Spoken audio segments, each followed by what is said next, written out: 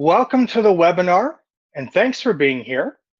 The focus of today's talk will be writing advice for the new year, specifically sustainable strategies that can help you turn your draft or your book idea into a completed manuscript this year. My name is Scott Donovan. I live, work, and play on the unceded territories of the Lekwungen-speaking people, which include the Wasanic, Songhees, and Esquimalt nations in Victoria, BC. I've been here at FriesenPress for 7 years as a publishing consultant. My role here is to meet with authors, learn about their projects and goals, and help them determine what services and what type of publishing will fit their wants and needs. I came into this role after some modest experience in the newspaper business and sales, and certainly after creating some of my own manuscripts. And if you've ever been to Vancouver Island, you're likely picturing a mecca of outdoor activities, and you'd be right. My wife and I love to hike with our dogs, read and write, and enjoy the coastal rainforest. With me today is our moderator for the webinar. His name's Brian. He's going to be keeping track of your questions for the end of the session. Brian is the head of our marketing department and resides in Ontario these days. So please pop your questions in the chat window as we go. We will get to as many as we can, and those that we don't answer on the air will be followed up with afterwards. And a final note about the Q&A. This is a writing-focused webinar, so feel free to ask any publishing-related questions you might have as well. While we do offer book coaching at FriesenPress, I am primarily a publishing consultant and would love to talk publishing and writing best practices with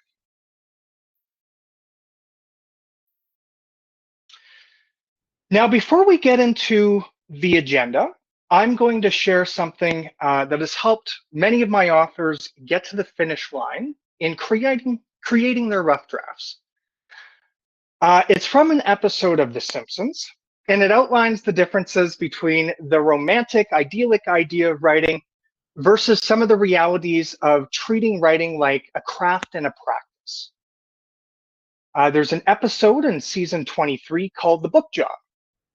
And in the book job, Lisa, the academic of the family, finds out her favorite tween lit authors, that's a genre, have been written by groups of writers, organized by the evil traditional publishers, and that the authors on the back jacket are actually just actors. And she's heartbroken, right? That these beloved names and author backstories are fake. Where's the integrity? Now, Homer gets wind that traditional publishers are paying $1 million for incredible manuscripts. Remember, folks, this is satirical fiction. And he puts together a crack team of locals, as well as a New York Times bestselling author, to create the perfect book and claim the $1 million in a hilarious Ocean's 11 spoof. But back to Lisa. If you recall some things about Lisa, she loves to read, loves her saxophone, and she's truly a romantic. She tells herself she's going to write up a storm and sets up at her desk in her room, and right before beginning to write, realizes the perfect manuscript needs the perfect music for inspiration. So she begins looking through her collection of music and realizes how disorganized they are. But she needs to organize these. She spends the afternoon alphabetically sorting her music instead of writing. Meanwhile, back at Moe's Tavern, Homer, Bart, and the townspeople realize that in young adult fiction, orphans and magic schools are popular. The episode's from 2011. And they begin to craft a tale around the unconventional idea of trolls that live under the Brooklyn Bridge, and go to this school. And so though it's a silly premise, their manuscript begins to take shape. Meanwhile, Lisa tries to find just the right way to write her book. She tries writing at a fancy coffee shop, but gets distracted by the lattes. She tries a room again, but instead does a deep clean. Finally, she goes to a book fair to check out the competition, which isn't a bad idea, but still no writing. And when she finally comes up with an idea for her book, she realizes she drew inspiration from a movie poster on her wall and decides not to continue. Where's her integrity? Now, I'm not going to ruin the rest of the episode for you, beyond telling you that Homer, Bart, and the townspeople finish their manuscript while Lisa never begins. And why is that? Well, it's because Lisa didn't take this seminar. Just kidding. Lisa went wrong because she let perfectionism creep in. It's a bit of a trend for her and for many of us. She was looking for the perfect inspiration, the perfect music and setting, the perfect idea, instead of just writing, right? Practicing on rough drafts and seeing ideas on outlines on the page. My goal for you today is to have some fresh new techniques and strategies to help you avoid pulling a Lisa and actually write your book in the days, weeks, and months ahead with the eventual goal of hopefully publishing your book this year. So in this webinar, we're going to talk about developing a writing routine, how to set goals that work for you, and other common obstacles like writer's block and motivation dips, and other practical ways to stay on track as you move towards a finished manuscript. We'll also finish with the live Q&A. And right before we get there, I'm going to post a QR code of our editor's manuscript evaluation giveaway, which is a $500 value. And we'll talk about exactly what that is at the end of the presentation.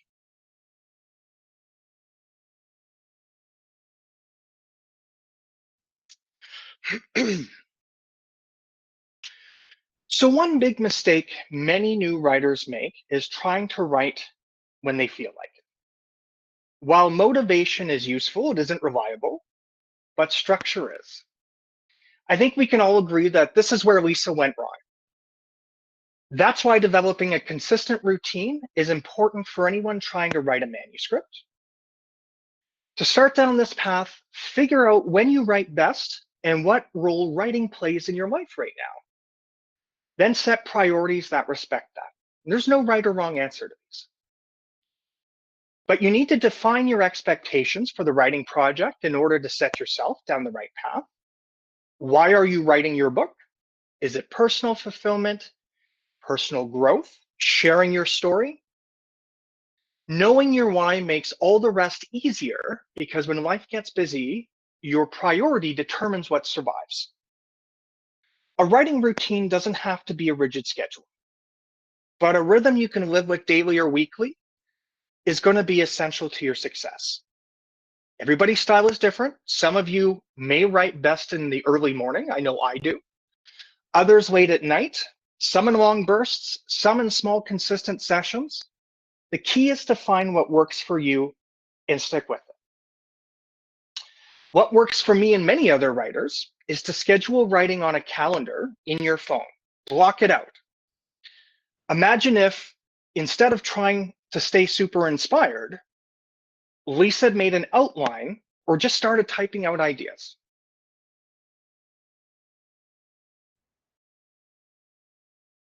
With an understanding of your routine and its importance, let's get into setting some writing goals and why so many seem to fall apart. For most writers, writing goals don't fail because they lack motivation or talent. They fail because the goals are too vague. I want to write a book this year. Sounds great. But it doesn't tell you what to do next or how to know if you're making progress. That's where intentional goal setting comes in. And if you set something that's unrealistic, like an arbitrary, although often all too soon deadline, or a massive daily word count, it can actually halt your momentum because it feels impossible. It's discouraging. And that can loom over you every day. It can halt your progress. Every day you'll feel frustration if you're not able to keep up. What you ought to think about instead are something called SMART goals. And SMART stands for specific, measurable, achievable, relevant, and time-bound. I can tell you when I hear something like SMART goals being pitched to me in a way to accomplish something, my hackles go up, and really going through this step by step will help this feel like a comfortable way to reach your writing goals.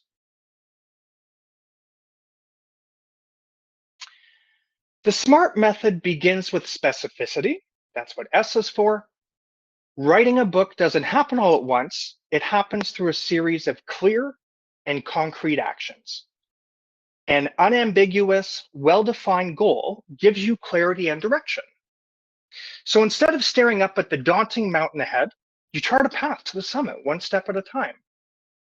For example, instead of write more, try write 500 words a day. And by the way, I like that number. That's a good word count to shoot for daily, especially if you're new.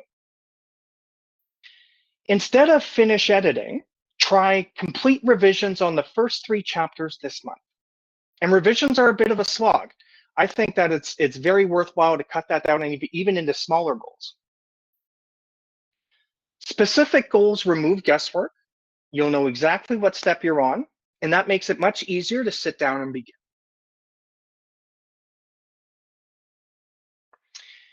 M is for measurable. Measurable goals give you benchmarks you can actually track. And this might look like, again, a daily or weekly word count. Start small. Writing for a set amount of time per session. And I think 20 minutes in front of the laptop is a reasonable goal. And that's 20 minutes in front of the laptop, whether you're writing or not. You can break your manuscript into numbered chapters with deadlines attached to each. Now, one of the advantages to having measurable goals like this is when progress is measurable, it becomes visible, and visibility builds momentum. And you'll start to gather evidence that you can actually write this thing bit by bit. Tools like spreadsheets or writing tracking apps such as WordKeeper or TrackBear can help you visualize your work and break larger goals into manageable daily, weekly, and monthly targets. And personally, when I'm trying to do this sort of thing with anything in my life, seeing that steady progress, even in small increments, reinforces the habit of showing up and keeps my motivation from fading.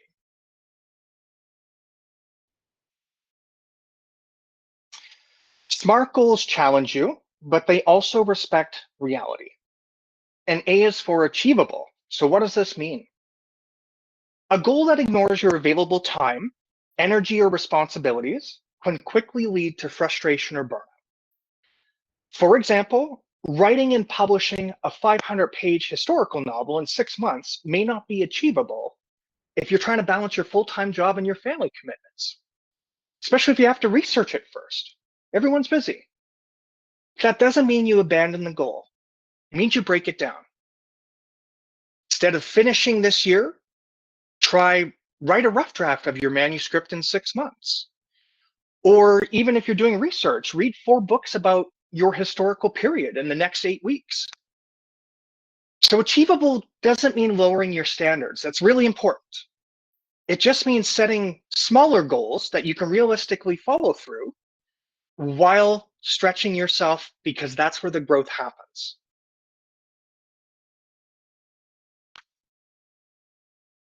R is for relevant, and every writer's journey is different. Your goal should reflect your priorities. Relevant goals align with your bigger vision as an author and consistently move you in the right direction. So ask yourself, does this goal support my long-term writing aspirations? And how will achieving this help me grow as a writer? If your goal is to finish and publish your book, then scheduling regular writing time or researching professional publishing options is much more relevant right now than, say, planning a future book tour. Even though, like, the book tour with the paparazzi and all that can be really fun to fall into in terms of dreaming, small goals and keeping your why front and center are going to help you finish this manuscript, whether that is sharing a personal story, inspiring others, or you're building your writing career. Your purpose is your guide and the thing you should focus on.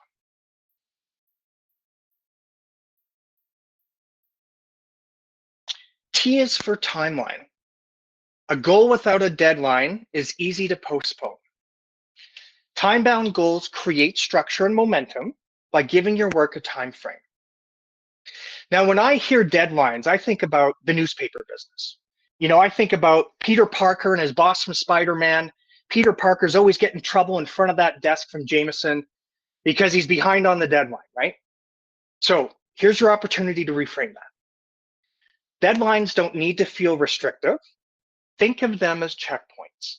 They help you prioritize your writing and measure your progress along the way. And if life gets in the way, deadlines can be adjusted. It doesn't mean that they're abandoned, they're adjusted. The key is to continue moving forward. You can also strengthen time-bound goals with accountability. Share your deadlines with a writing group or a friend or a fellow author. As a publishing consultant, I often plan out timelines with varying flexibility with my authors. Talking about your goals, the challenges, the wins, or other adds motivation and makes the process feel less solitary. So remember, being smart, specific, measurable, achievable, relevant, and time-bound is a goal-setting structure that will help move your project forward in a meaningful linear way, whether you are creating the rough draft, whether you are working through revisions, whether you're doing research and outlines. Use the SMART program. It'll keep you on track. Now, let's talk about some of the common obstacles that almost every writer struggles with and some ways to overcome them. I'm gonna have a drink of water.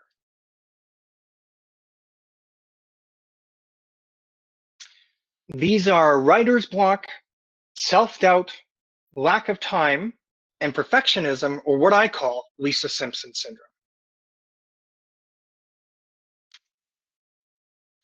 Writer's block. So often it actually isn't about your creativity running dry. It's about pressure.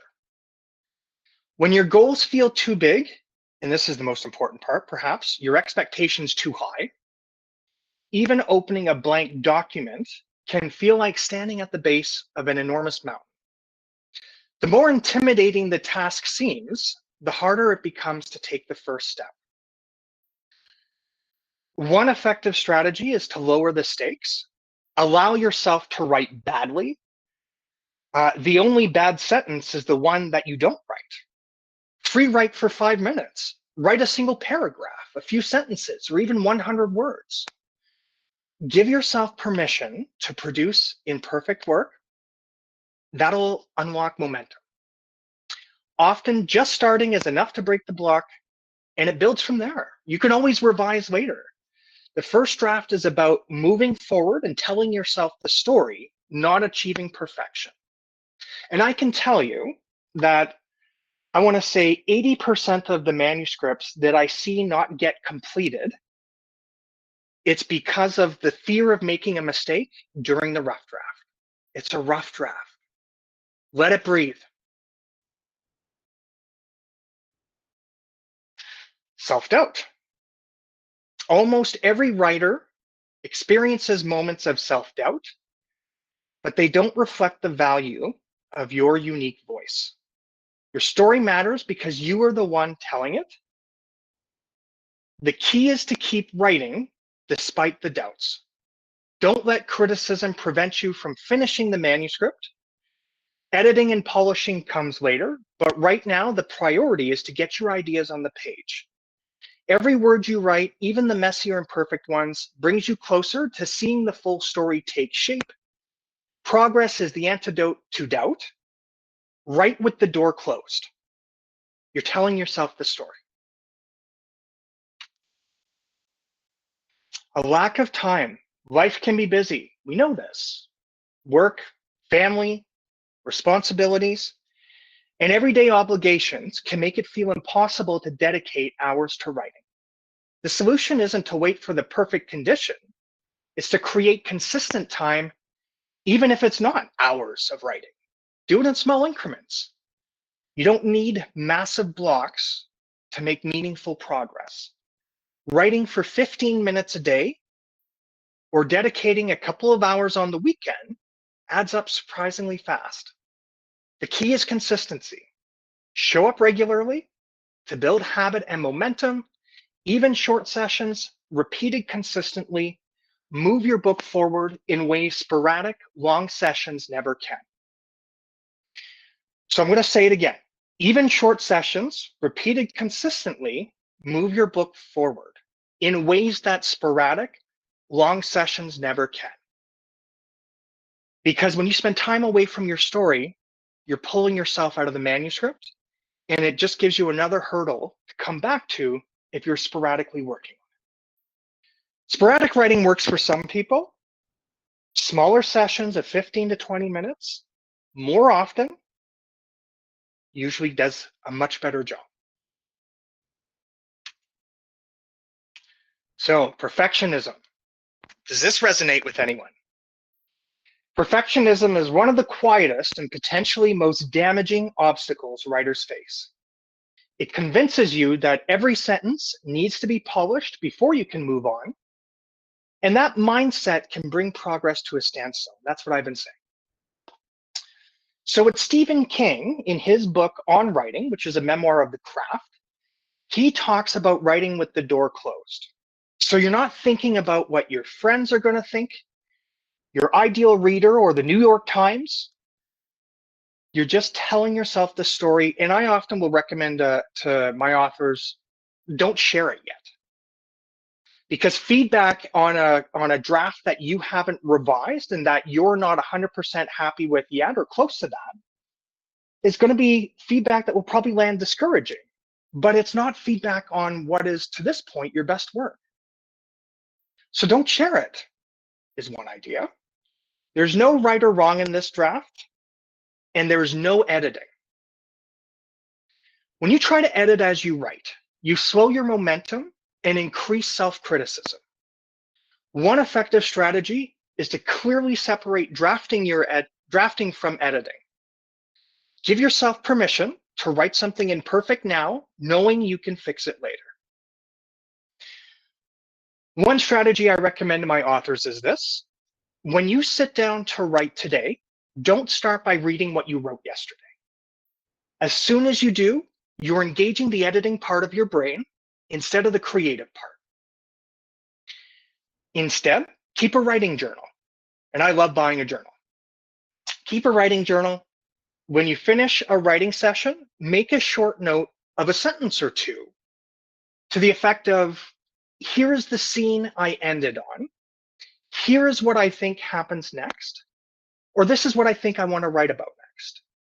You can check your journal before writing the next day. But don't start your new writing session by rereading any part of your manuscript. Same thing with inconsistencies.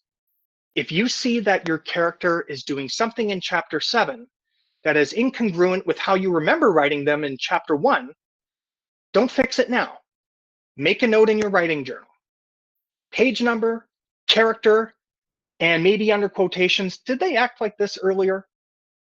Do this for all your inconsistencies that you feel creeping up as you're writing. With names, character behavior, even parts of the story itself, just make a note. Keep going. Progress comes from moving forward, not getting everything right on the first pass. I only know of one author that ever wrote that way, one page at a time, getting each page perfect, and then publishing that draft. It was a long time ago, and he's famous for it. His name's not coming to me. So a finished rough draft is far more valuable than a flawless opening chapter that never leads anywhere. Don't be Lisa Simpson. This is a practice and a craft and not just divine inspiration.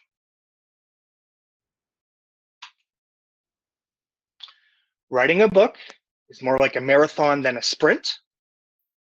So motivation waxes and wanes. You'll have amazing days and tough days, that's normal. What's going to keep you going is routine, measurable goals, progress tracking, but most importantly, encouragement. And so even the most meticulous and thoughtfully devised plans can falter without a little encouragement along the way. And as we talked about, you will have evidence of this as you're hitting your small goals. I think that a lot of us have probably experienced the feeling of watching your word count grow. That's a good feeling. You can set up other things like that that will give you the opportunity to have those feelings of small successes. Along the way, you get to celebrate your wins, you get flexibility with your goals, keep your vision in sight, and use accountability to stay committed.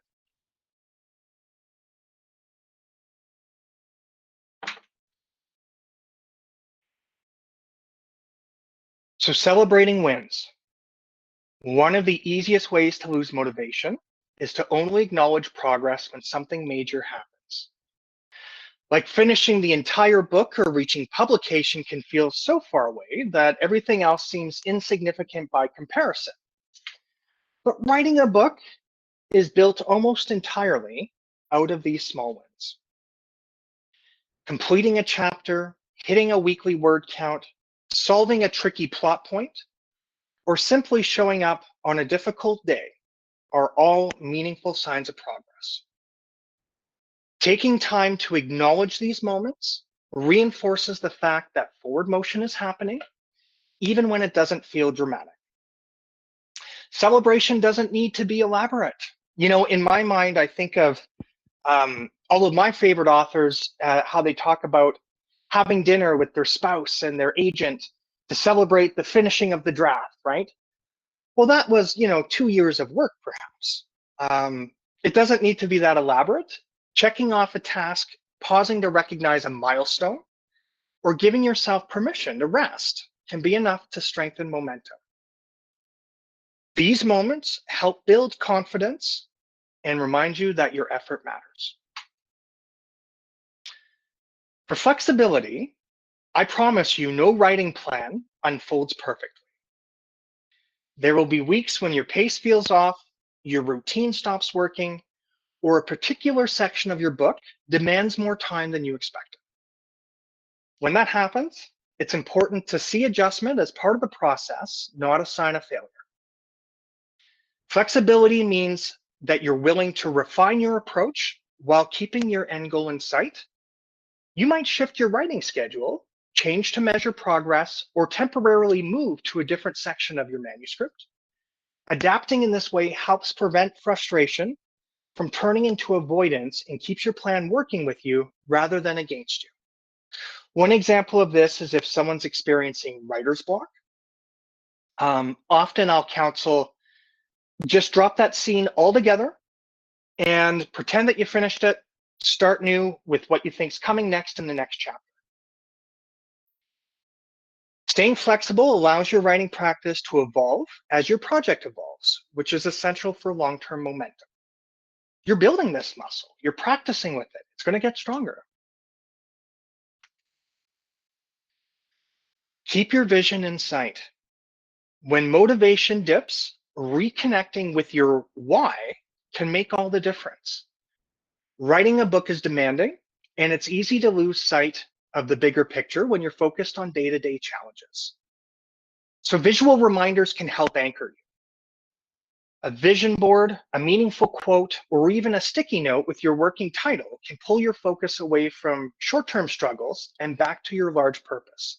Now, don't get lost in your vision board, but it's there for the tough moments. These reminders don't eliminate obstacles, but they help put them in perspective and reinforce why this project is worth your time and energy. Keeping your vision visible helps you stay connected to the reason you started and gives you something to return to when the work feels hard. Many of my authors will actually call me as an accountability buddy. I have notes on every conversation we have, and we talk about what the long-term goals are, and it helps.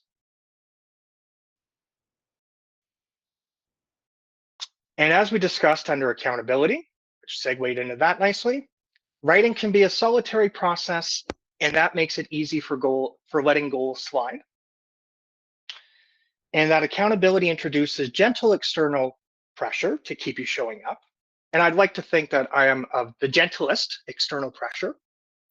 Sharing your goals with a writing group or fellow writer creates a sense of responsibility beyond yourself. Regular check-ins, progress updates, or shared deadlines can make a powerful difference. Accountability also brings encouragement. Hearing from others who are facing similar challenges and celebrating each other's wins reminds you that you're not alone in the process. I think it's very easy, especially as a solitary new writer, to think that no one's experienced the challenges that we're facing. We're having trouble making this chapter make sense. It must mean something. Well, we are meaning making mammals. So I encourage you to take a break from that and speak to some other people who are writing, or your publishing consultant like me, who hears from lots of writers who are facing the same thing. Accountability is also one of the biggest selling points of our one-on-one book coaching service, in which a professional book coach works with you to develop your manuscript over a series of weeks or months. It's been very successful since launched. And so if you follow all the steps we've talked about today and you're feeling stuck, just know that that support's available as well.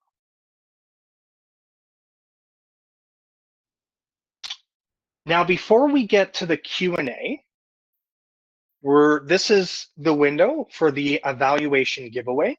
You can scan that QR code, and I'll have Brian put a link into the text if scanning the code isn't your jam. And I want to talk a bit about the editors at FriesenPress. So our editors are some of the most qualified in the industry. Besides their previous education and experience, they have to pass an exam that we developed with the former president of the Editors Association of Canada, and then they take training to specialize in different genres. And so what is an editor's manuscript evaluation? Well, an editor's manuscript evaluation is a complete read-through of your manuscript where your FriesenPress editor will provide an essay of feedback based on customized notes that you do with your publishing consultant. That feedback can speak to holistic pieces like structure, character development, but also granular elements of style and prose like run-on sentences, or we all suffer from repetition, grammar, punctuation, spelling. Now, this is not to be confused with book coaching. The editor's manuscript evaluation provides a roadmap for a completed draft through a journey of revisions or subsequent editing from the editor, or pardon me, from the author. And so this giveaway is a $500 value. And it really is, this is where the rubber meets the road for an author who has a completed manuscript.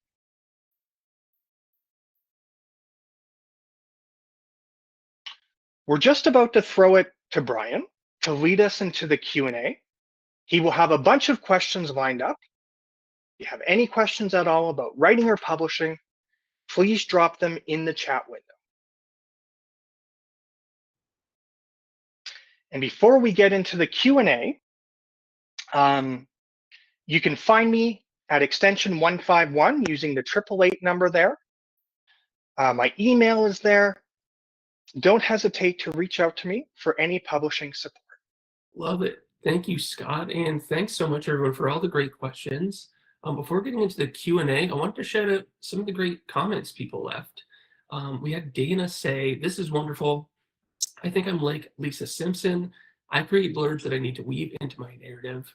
Thank you." Beth says, "It helped me to set a goal of editing 10 pages a day over a month, and that adds up." So kind of speaking to some of what Scott was saying, thanks to Beth. And I wanted to give a shout out to Kim as well, who said, "It can help to be a patchwork writer and write the scenes that you can see most clearly first." Well, that's a really cool tip from Kim. Rather than tackling a whole chapter and going in a linear way, maybe starting with a scene if something's vividly in your mind and filling in, either side of that. So I just wanted to shout that out. And also, we've done enough of these talks now where I see a lot of repeat people visiting, and I just wanted to say thank you. If this is your first one, welcome.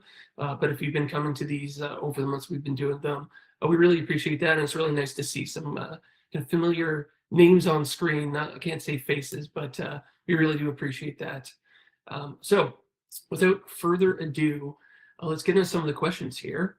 And Demindra asks, what are the legal challenges one can face writing a book, especially a memoir? And maybe to fill in some of that, maybe if you're using real people's names, what are some of the kind of pitfalls? I know we kind of have these questions sometimes, Scott. Does anything come to mind? Yeah, great question, and a really important one with a memoir as well. Um, and I find that a lot of authors who are creating a draft for a memoir can sort of get locked up writing the rough draft, thinking about this stuff. And so the short answer is legal advice is your friend. If you have any concerns at all, consulting with a lawyer that specializes in this is advised, and that's what we do advise in these situations. But my recommendation that if you're still in the writing stage, don't even bother thinking about that. Use all the original names. Um, Write it in the way that is true to you and that comes quickly. It's not worth slowing down your manuscript, worrying about something at this stage because your book doesn't exist yet. So get it down, and the lawyers will help you keep your stick on the ice. Awesome. Thanks, Scott. I have a question here from Trina, and I'll read the whole thing. I'll read the setup.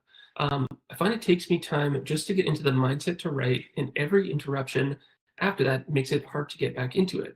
There's also the anticipation that an interruption will happen, i.e., husband, kids. How do you A, protect your writing time, and B, find a way back to your writing once your thought process has been interrupted? Those are my biggest hurdles. Boy, and you are describing that's a question that everyone will have a unique answer for. But I think that we all struggle with that, you know. In his book, Steve King talks about like he when he had a family and children running around the house, he wrote on a tiny little desk behind his furnace in the basement of his house. Um, and so I guess that's one way to escape the rigors of family life. Um, Really, it is about, you know, there's a bit of a boundary to set there too, right? And what that can look like is letting the people in our lives know that this is something that's very important to us. And what would be really supportive is helping you carve out some time, maybe 20 minutes or 30 minutes to work on your manuscript. And I would say, you know, I love the idea of co-creating that with your family. Maybe it means going to a coffee shop and having some sort of ambient, relaxing kind of noise on in your headphones and losing yourself in the manuscript that way. But the challenge, though, you're right. There's a very real challenge because a lot of the best writing does happen when we lose ourselves into the book we're writing. So yeah, I would say think about co-creating a solution with your family, and good luck. Absolutely. Yeah. Getting those in your life as on side as you can be a game changing thing. And yeah, leaning on that support network that you have. Great tip there, Scott. Jeff asked this, and I apologize if we didn't talk about it at the start, but we will be emailing the replay to folks. If you missed it or if you had specific questions about anything we covered here, we don't plan to send you the actual slide deck, but you can go through the slides via the video afterwards. So just wanted to mention that if we didn't. And I believe you had mentioned 2 word tracking apps, Scott. We had a couple of questions about those. Would you mind mentioning those again? I have to go back to the slides. Give me just a moment. Yeah, absolutely. We had a couple of people wanting to leverage those, so thought I'd ask you here. Maybe TrackBear is one, I think. Yeah, it's Word Keeper, and the other one is TrackBear. There you go. Yeah. Awesome. I'm just trying to pull it up here. Yes, so Sarah asked, and I think this has come up in virtually every presentation we've done, and it's hard to talk about writing in 2026 without talking about AI. And Sarah just asked about your thoughts on the use of AI for writers. I've seen some of the discussion of writers submitting their manuscripts into an AI tool, using that tool as a catch-all editor. Yeah, thoughts on that? And you're welcome for hosting, Sarah. Thank you for mentioning that. Yeah, thank you, Sarah. You know, the question that might be frightening to ask. Um, what we have seen in terms of putting a manuscript into any sort of large language AI program is often it'll wash the author's voice out of the manuscript, whereas it is very much so a skill set of a professional editor to augment your voice. Um, so that's a very real concern, especially for, I think, if you're new to writing. Emulating our favorite authors is kind of what happens in the beginning, right? Until we find our voice. And so having that washed out by an AI program is a really big deal for a new writer. Um, two other concerns would be some of these generators, like they're going to use your manuscript for other answers that other people ask. Whatever you feed into that, it now belongs to them in the sense of what they're using to train their models for future answers. So there's certainly security and privacy concerns with that. Um, and finally, just to balance out those two answers, I don't think there's anything wrong with bouncing ideas off of AI, or getting ideas for your next scene or some of your structure. Um, I think that it's a practical tool to be used for that reason. Um, but I wouldn't let it create content for me. And I think that we might see a world before too long where AI generated content, whether it's in images or in text, won't be acceptable by distributors and retailers who ultimately are the gatekeepers. And you know what? For good reason, right? Like my worst nightmare is every book sounds the same. So let's stay away from that.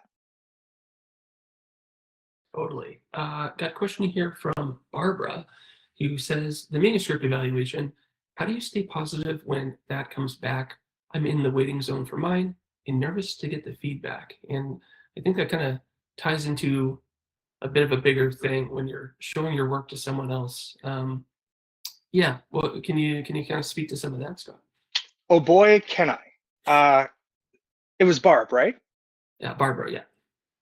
Barbara, that's a great question. You know what? Writing a book is an intensely personal thing. Um, and it's and for people that don't write or read books, they probably don't understand. I've watched feedback from a friend or family member go terribly wrong because they didn't know how to give it and how to keep it constructive. Your FriesenPress editor is someone who is trained in giving this kind of feedback and to be constructive with it. And your publishing consultant is also someone who's there to interpret things. And we can always get elaborations from the editor if need be. We are on the same side as you. It is never, the evaluation is never, yes, this is good, no, this is bad. The evaluation is if this is where you're at and this is where you want to be, here's a roadmap in between those. And it's about empowering. Does that help? I can't, I'll try to speak for Barbara and just say yes. That was a great answer. Uh, yeah, good stuff, Scott. Yeah, and please keep the questions coming, everyone. As typical, with about 15 minutes left, we won't get to everyone, but we'll get through as many as we can, and we'll follow up with you after if we don't cover you live here. Got a question from Patricia here. This might be a little specific, but Patricia is writing a collection of short stories about their experiences living in Nigeria for about 7 years. Their issue is finding a thread to join the stories together. So if people kind of have, I mean, again, sort of that patchwork thing, I think that was mentioned earlier by Ken. How might you recommend someone kind of tie some disparate stories together if they're going that route? Is it a collection of short stories, Brian? Yes, that's what they say. Perfect, perfect. Um, if the themes of the overall project are not apparent to you, your best tool is something like an editor's manuscript evaluation, which is objective feedback, right? Um, often the themes from a manuscript don't come out until you've gone through revisions. and you've had a chance to look at it from a bird's eye view and not be so close to each individual story. But the shortcut to get to that level of objectivity is to share it with someone qualified, like an editor or a book coach, and they can help you tease out and strengthen some of those themes that you might not be seeing just Love it. Yeah, that's a great tip, Scott. I have a question here from Michaela. Uh, I've been writing for the majority of my life. As a child, my biggest dream was to become a published author. I have one book published at the moment and 2 others completed, and working on 5 more. Maybe you should be doing a seminar, Michaela. What do you think about splitting my focus between so many projects? That can be, I know a lot of people have multiple projects on the go at once or ideas and struggling to know which one to focus on. So do you have any advice on that score? Are these books children's books or are they novels? Is Not there any sure indication? if you wanna jump in there. I'm not sure exactly the genre. Thriller I think novels. with I Thriller. can answer both. Yeah. With a children's book, I think it's easier to spread your attention over that. I think it really is a very special personality indeed that can manage 5 different interlocking stories at the same time. I've watched it result in analysis paralysis. And there have been a couple of times that I've watched it work out. They included several whiteboards or digital tools with spider webbing ideas and thoughts, and if that's working for you, great. If you need to pick one project to stick with, uh, my rule is it's the one that feels easiest and that you feel most motivated to work. The one that, like, when you're buttering your toast or you're in the shower, you're thinking about the story, that's the one. Work on that. Great. Yeah, thanks, Scott. Have a question here from Marcy, who I believe also mentioned that they've spoken with you many times and wanted to say that they enjoyed that. So shout out to you, Scott. Thanks, Um, Marcy. yeah, so Marcy asks, my novel's very long. Would it work better if it's broken down into more than one book? You know, longer manuscripts are can be challenging to publish for a couple of different reasons. Not the least of which is the per unit price. Um, but also, I think that readers also appreciate bite-sized stories and ending points, and we all know it's nice to have a new book to launch next year. So yeah, finding a logical place to interrupt the story with a cliffhanger and make sure you have lots for book 2, it can be a really helpful tool, not just in terms of making it easy to enjoy for your readers, but also from a marketing and promotion standpoint. If you're having trouble finding where those points are, again, lean on objectivity. And you can do this with a group of beta readers, trusted friends and family that would read the manuscript and answer a list of questions. And one of those questions could be, where did you put the book down, right? Like, where did that story feel complete? And as always, like a book coach or an editor, they're trained to help you with that too. Absolutely. Yeah, thanks for all the great questions, folks. We have another one here from Aroka. I hope I'm getting that right. How will I know when my manuscript is complete and ready to publish? I think that's a great question, considering we're talking about getting to that point of being finished. How do you know when you're finished? Love it. So if you're still writing the draft, often like a rough draft, the story will often naturally come to a conclusion, and adding more may start to feel forced. If you're in revisions and you're trying to figure out when you've taken it as far as you can, ask yourself the question, am I making changes without knowing if it's improving things? Because it's easy to get into a bit of a vacuum in revisions. We are changing things. We don't know if it's improving the story. Time for some objectivity. Totally. That's great. We had a few questions about costs of publishing, of anticipated costs. I know, and one person said, without saying it depends. I'm sorry, it's very hard to have these kind of conversations without knowing your goals and what you're hoping to achieve with your book, but are you able to speak on that a little bit of things we recommend typically? Sure, sure. First, like, let's think about all the books that are at your local bookstore, right? They've gone through multiple rounds of editing. If these are well-known, traditionally published authors, they probably have marketing campaigns that are worth hundreds of thousands of dollars. And that's what goes into creating those products. The reason why it can be challenging in this sort of format to quote you a price or even a spectrum on your book is the two biggest factors that affect your price are editing and promotion. If you look at a manuscript that's 90,000 words or more, that's going from multiple rounds of editing, like we offer 5 different types of editing from the widest lens down to the narrowest lens. So that's like story structure, character development, right down to grammar, punctuation, spelling, and syntax. Your evaluation is designed to create a roadmap for you through that, vis-a-vis what your goals are. But we're talking months of work in some cases with the editor going through your manuscript. Sometimes there's phone calls and then there's author revisions. And so that can get quite expensive. And it really depends on the word count. There's a big difference between 120,000 words versus 60,000. Same thing with promotion. Some people are naturals at creating marketing plans and doing social media and in-person events. And some people, especially I find if it's a nonfiction book for someone that is a small business owner, they've done this before. Publishing a book is like starting a business. It's probably the least romantic thing I can say about your book at this stage.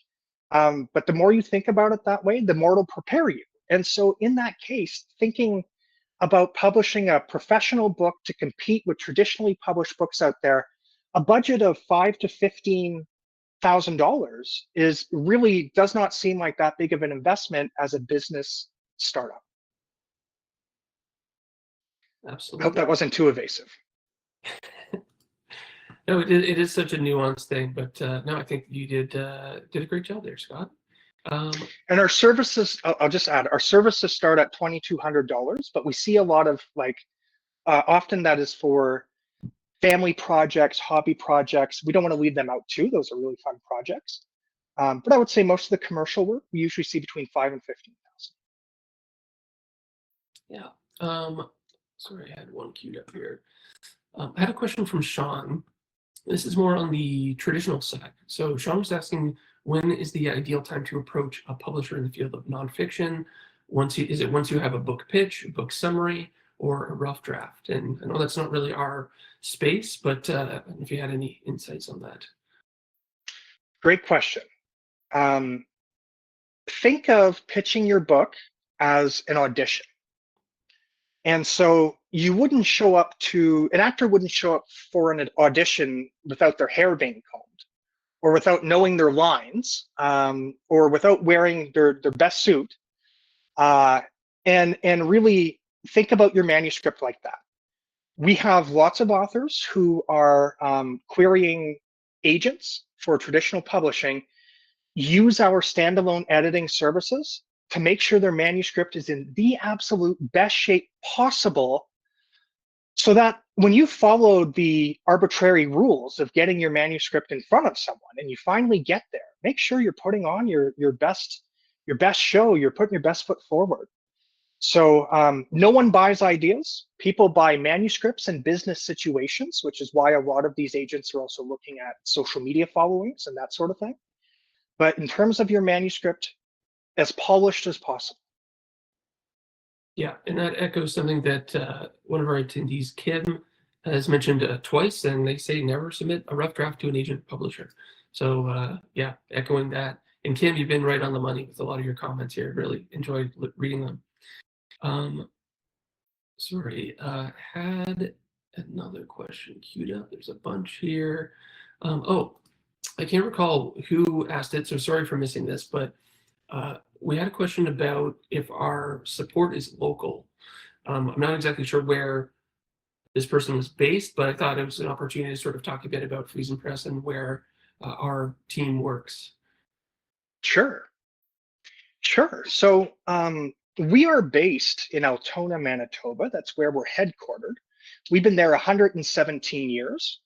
A lot of Canadians are familiar with us because we print a lot of yearbooks in this country, but we also print John Grisham's books and Margaret Atwood, Barack Obama, you name it.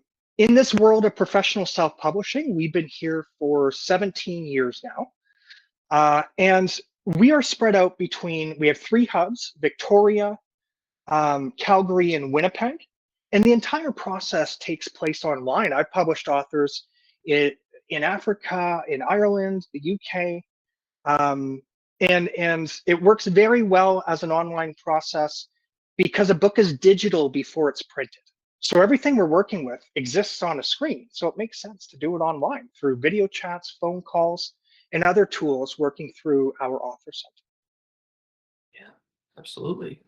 We're almost at time here. We got two more questions. So this one is from Maurice, who says, I have a manuscript ready, but I feel like there's more I want to add to it. Since I originally planned to publish the book in 2027, I haven't done much work on it for almost 6 months. Maurice is wondering whether shortening my deadline would motivate me to regain momentum and address the delay. Also, if working with a book coach is ideal at this stage. And a couple of people asked about book coaching being applicable to maybe a work in progress manuscript. So that might be a good angle to take on this and how that all works. Yeah, Maurice, you hit the nail on the head in that you've taken it as far as you can. I hear sort of the pressure building, right? In that you have this deadline for yourself for 2027. You want to make it. The way that book coaching works is usually it's in 2-week increments. So the book coach reads your manuscript, you make a plan and a strategy for what comes for the next 2 weeks, and then you work on it over that time, knowing that you're meeting with the book coach at the end of that. And that's not meant to put pressure on you, but it's meant to add structure and small goals that you can reach, much like what we've been talking about today. Book coaching comes in different packages of 5 or 10 or higher. And with a manuscript that you feel like is complete, but you need tightening and you're ready for guidance in revisions, book coaching is a great tool. Absolutely. Yeah, I hope that helps. It really kind of can be tailored to where your project is at. So, if that's something you're interested in, definitely reach out to us. And for our final question, Dana asked, does Homer's book get published? It does get published, but when they get a final proof before it goes to press, it is completely unrecognizable from what they submitted to the traditional publisher. And that is a 100% accurate depiction of what can happen in traditional publishing. Here we go. That's what they call a callback, and putting a button on that. So thank you so much, and everyone. Apologize if I didn't get to your questions, or if we didn't get to your questions. There were truly so many.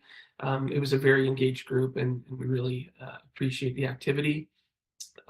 We will be following up with you, and Michaela, specifically to you. I know we didn't get to your questions, all of them, so please do expect to hear from us. And thanks again, everyone. Really appreciate you being here. And best of luck in writing in 2026. It's a great time to sort of set some new intentions and set some new goals. So expect the replay if you want to watch this again, and really appreciate you being here. So thanks again, everyone.